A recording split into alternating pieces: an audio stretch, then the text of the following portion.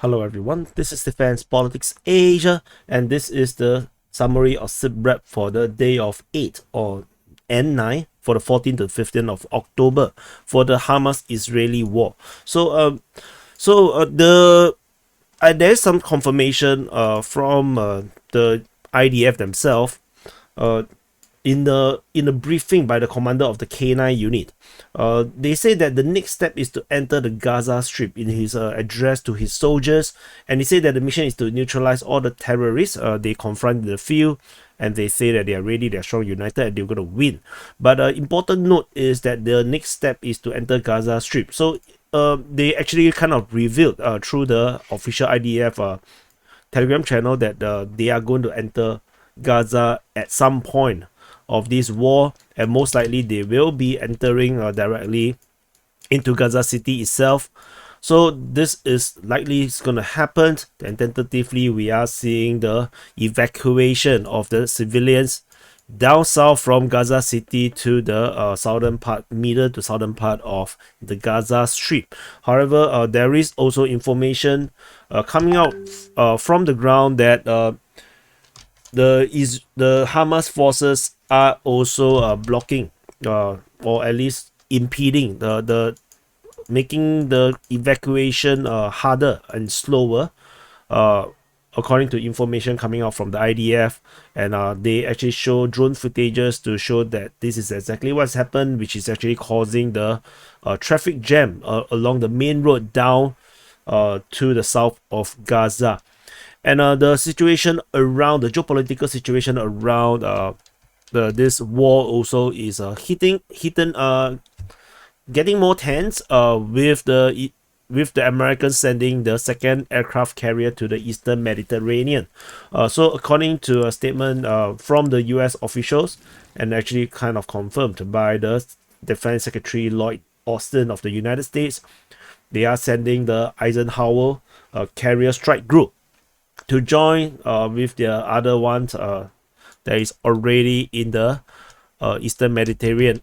So the carriers will be some way off. They will not going to be so near to the coast because the planes can fly. So they also do not want to allow some unexpected strike from some Iranian missile, surface to surface missile, and actually seeing some of these aircraft carrier. That will be one hell of a calamity for the United States in terms of publicity. So they will be staying quite a distance away, and they don't have to really come close. They're just there to stand off against any potential Arab states like Syria or even Iran with its militias, or Egypt or whatever country, to actually launch some kind of like a surprise attack into Israel, causing this to become a much bigger war than it is currently right now. Tentatively, there's no such threat.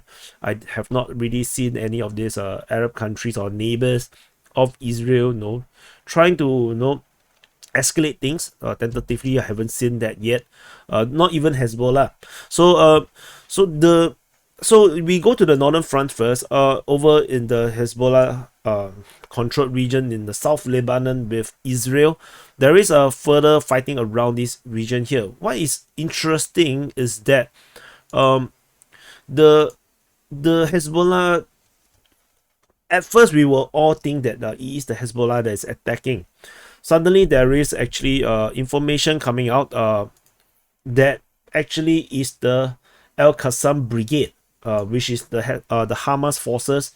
So the Al-Aqsa Brigade Lebanon actually they are actually claiming responsibility for the shelling over at Shlomi. Is it called Shlomi? Shlomi, and they shelled Shlomi, and they shelled this city by the coast called the Naharia. So sounds a bit like Japanese.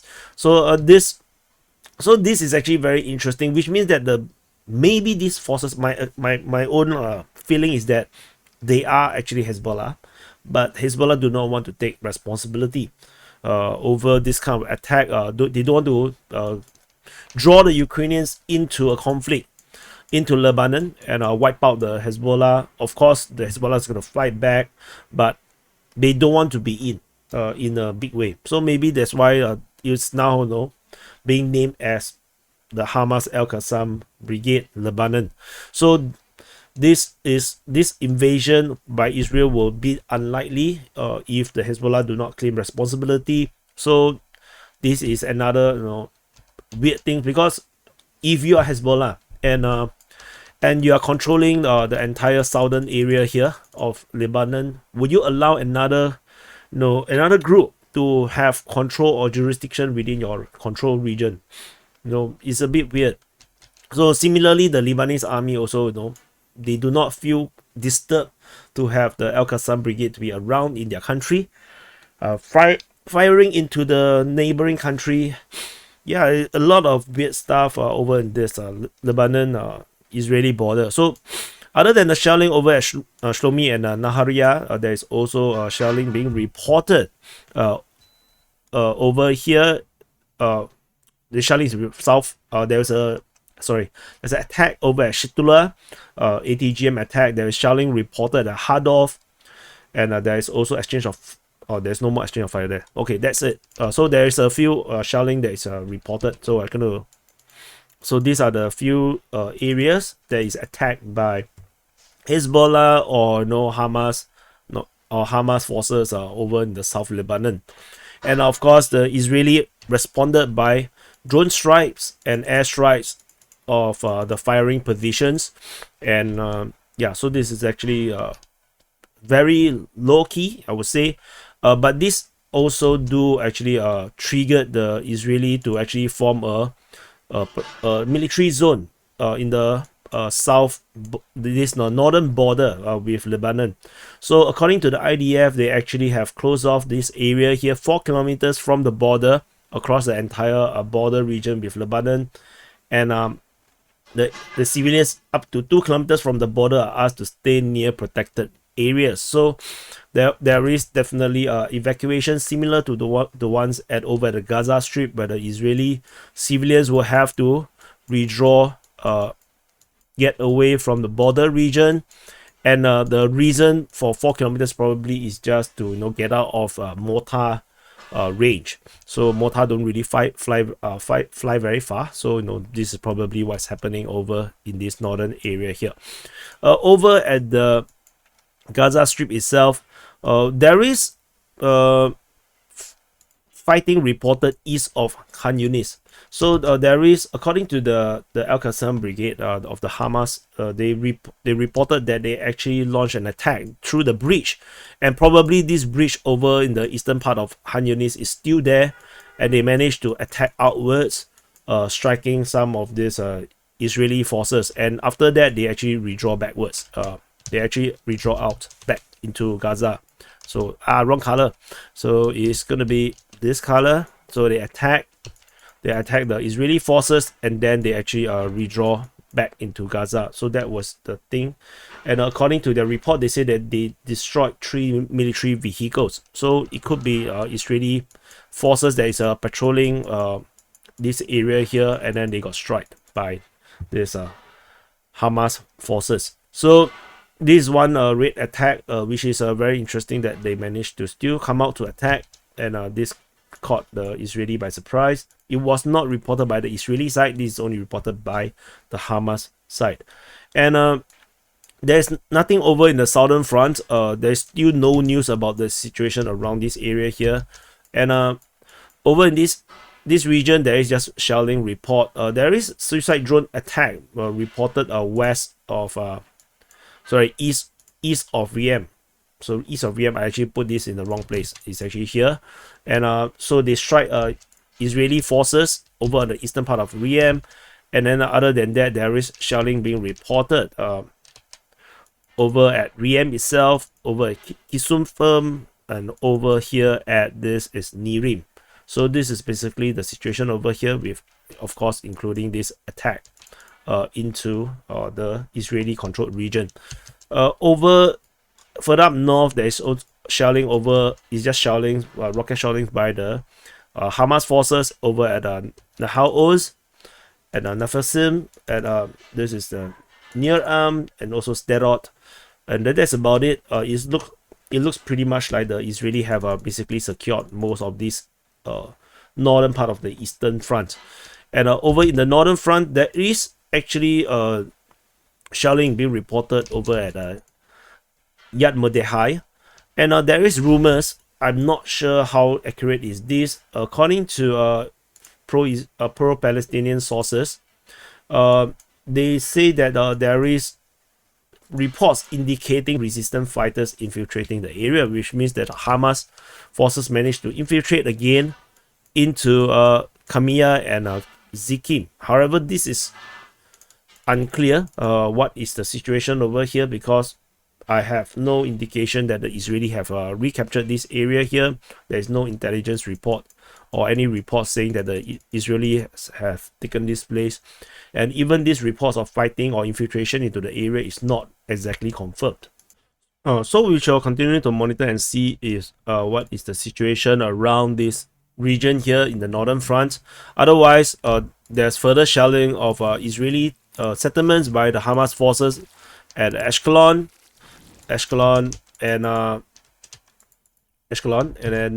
and then we have shelling being reported at the international airport, the Ben Gurion airport, as well as at Tel Aviv. So that's it from this, or also at Beersheba. So this is the situation around Gaza. Within Gaza itself, as mentioned, that the IDF showed evidence that Hamas is slowing down the traffic of the evacuation, and as such, the Israeli have not launched the ground offensive. Their 24-hour deadline is impractical for over a million people to evacuate down south.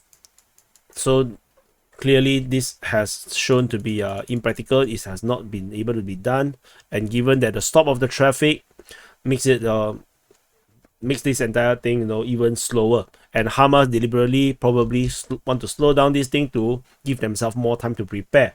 And so the Israeli forces just have to stay outside at this moment. They just cannot enter in just yet. And what they do, they continue their shelling. Shelling is reported all over Gaza. I don't need to go through all the different locations. Again, the targets are leaderships and known or known bases of the Hamas forces that they can discover, and a heavy airstrike is launched all over the place. And the crossing is still closed. The Egyptians have not opened the crossing. This crossing is now blocked by huge concrete rocks blocking the road, so there is no exit out of the Gaza at this moment. So yeah, so that's it from around Gaza City. Within the West Bank region, the raids continue to be reported over at Hebron. There's raid over in the area at Desha in the South Bethlehem region. There's raid over at Jericho, at in the camps at Akabat Jabil, as well as at Ian El Sultan. There is also raids in Ramallah in the El Amari camp, and there is also some fighting reported around this area here. So in Luban-e-Shakia, as well as the Es-Sawiya, this region here, there is fighting being reported here, but this is not by the IDF. This is actually the settlers themselves, the Israeli civilians shooting at the Palestinian civilians. I don't know, I'm not sure. So there's some shooting around this area here. That is being reported by the pro-Palestinian media. There is also some fighting reported in the South Nablus region. Similarly, this is by settlers. And otherwise, there is fighting reported at Jenin. So the fighting at Jenin is actually resistance from Mujahideen fighters. Probably basically also part of the Al-Qassam Brigade, which is part of the Hamas. They are resisting the raid by the Israeli. And then there is fighting being reported at Ma'ale Sharom. This is actually the Hamas forces or resistance fighters. I'm not sure who exactly they are from, which organization they actually attacked the Israeli forces over this area here. Fighting is reported at Nablus as well. So at least one Israeli soldier was killed by the Hamas fighters, and I think that's about it. Both the fighting, the attacks directly from the Hamas side within the West Bank is much reduced. It's mostly now the Israeli conducting raids against individuals that they believe are part of this Hamas side, or resistance, or rebels, or terrorists. So they are conducting all these arrests over all these places. Footages abound from West Bank showing these raids going on, usually in the middle of the night. And so yeah, this is the SITREP for the day of 8 to 9 for the 14th to 15th of October. Do press the like button, subscribe. Yeah, I know it's not as exciting as you would want it to be, but people are dying in all these airstrikes and all this fighting and resisting. So most of it, the Palestinians are just doing mass protests and marches within the West Bank region, whereas in Gaza it's one hell of a mess due to the airstrike, and a lot of people died from this airstrike. So a lot of horrible footage coming out is more scary than whatever the Israeli can put out, to be honest. So I saw some scary footages. So I hope you guys don't go and look for it. Yeah, it's totally not YouTube friendly. So anyway, thank you for watching, and I'll see you in the next update.